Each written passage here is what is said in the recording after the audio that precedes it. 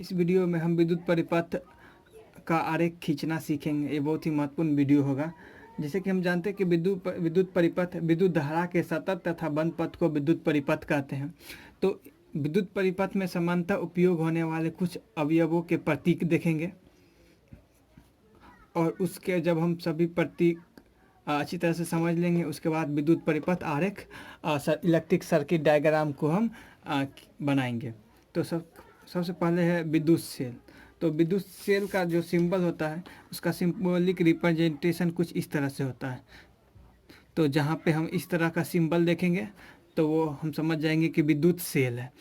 बड़ा वाला टर्मिनल धनात्मक होता है और छोटा वाला टर्मिनल ऋणात्मक होता है। उसके बाद हम देखेंगे बैटरी या सेलों का समूहन। जब सेलों का समूहन करते हैं तो बैटरी बनता है।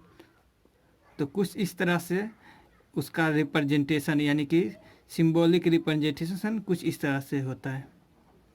पहले धनात्मक, फिर ऋणात्मक, फिर धनात्मक, फिर ऋणात्मक, फिर धनात्मक और ये ऋणात्मक। बड़ा वाला टर्मिनल धनात्मक होता है और छोटा वाला टर्मिनल ऋणात्मक हो गया। तो बैटरी का संयोजन, बैटरी का सिंबल कुछ इस तरह से होता है। ये मेरा विद्युत सेल हो गया और सेलों का समूह को बैटरी कहते हैं और बैटरी का रिप्रेजेंटेशन कुछ इस तरह से हो गया। अब हम देखते हैं कि स्विच, जो स्विच दो तरह की से हो सकते हैं, या तो स्विच ओपन होगी या तो स्विच क्लोज होगी। यानी कि स्विच को प्लग कहते हैं, ये ओपन या तो खुली होगी या तो बंद होगी। जब खुली रहेगी तो उसका सिंबॉलिक रिप्रेजेंटेशन कुछ इस प्रकार से होगा और जब स्विच बंद रहेगी तो कुछ उसका रिप्रेजेंटेशन इस तरीक़ा से होगा। अब हम बात करते हैं तार संधि यानी कि कनेक्शन। जब दो तार को कनेक्शन करना रहता है तो हम इजी वे में बाहर तो आसानी से कर सकते हैं। जब हम उसी को हम पेपर पे जब हम मुझे दर्शाना होगा तो पेपर पे कैसे दिखाएंगे। जैसे दो तार है तो एक तार को हम सीधा एक तार को इस तरह से कनेक्शन कर देंगे सिंबल, और जब दूसरा तार को कनेक्शन करना है तो इस तरह से दूसरा तार ले जाएंगे और यहाँ पे एक बिन दे देंगे। तो मतलब ये हो गया कनेक्शन। या नहीं तो तार ले दिए ज्वाइंट करके इस तरह से। तो यहाँ पे पता चलता है कि ये तार संख्या 1 और ये 2 आपस में यहाँ पे कनेक्टेड है। जैसे ये तार 1 और तार 2 आपस में कनेक्टेड है।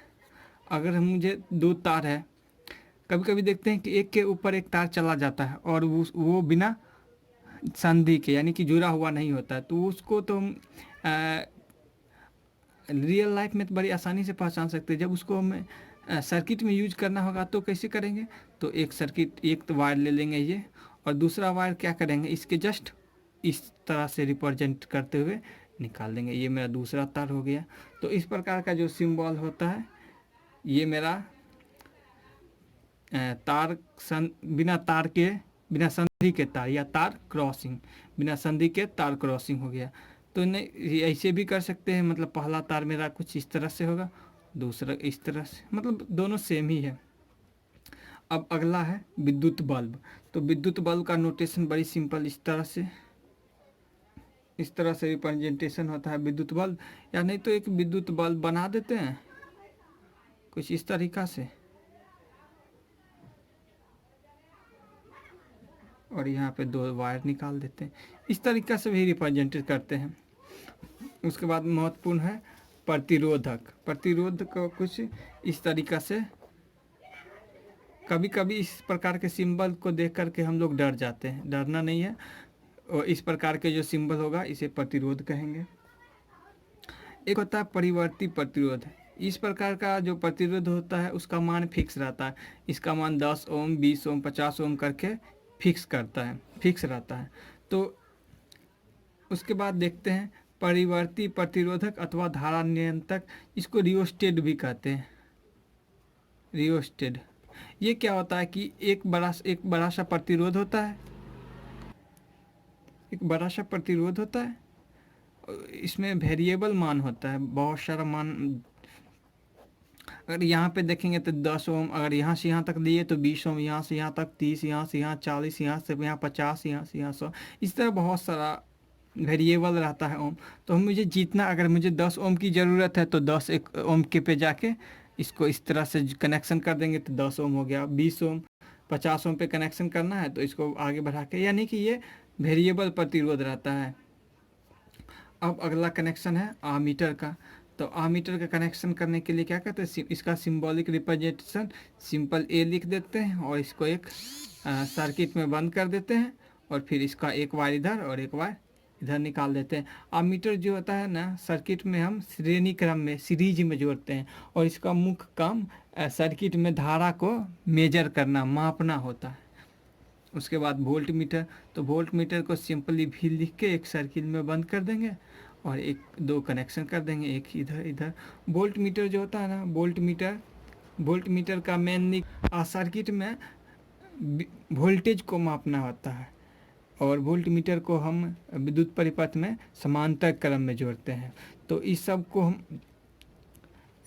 सब का यूज हम सर्किट में करके देखते हैं और वहाँ पे बहुत अच्छी तरीके से समझेंगे। यहाँ पे हम लोगों ने समझा जितने भी विद्युत अवयव हैं उसके सिंबॉलिक रिप्रेजेंटेशन सर्किट में, यही सब सिंबल का यूज होता है। तो वोल्ट मीटर जहाँ पे लिखा रहेगा तो उसका सिंबॉलिक रिप्रेजेंटेशन कुछ इस प्रकार से, मीटर का कुछ इस तरह से, रियोस्टेट या प्रतिवर्ती धारा को तो इस प्रकार से, प्रतिरोध का इस प्रकार से, बल्ब का इस प्रकार से, बिना संधि के तार क्रॉसिंग इस तरह से, और तार संधि जॉइंट का कुछ इस तरीक़ा से, बंद प्लग कुंजी स्विच का कुछ इस तरीक़ा से, खुली प्लग कुंजी अथवा स्विच को कुछ इस तरह से। और ये मेरा बैटरी हो गया और ये मेरा सेल का रिप्रेजेंटेशन हो गया। तो धन्यवाद, उम्मीद करता हूँ कि वीडियो आपको समझ आया होगा।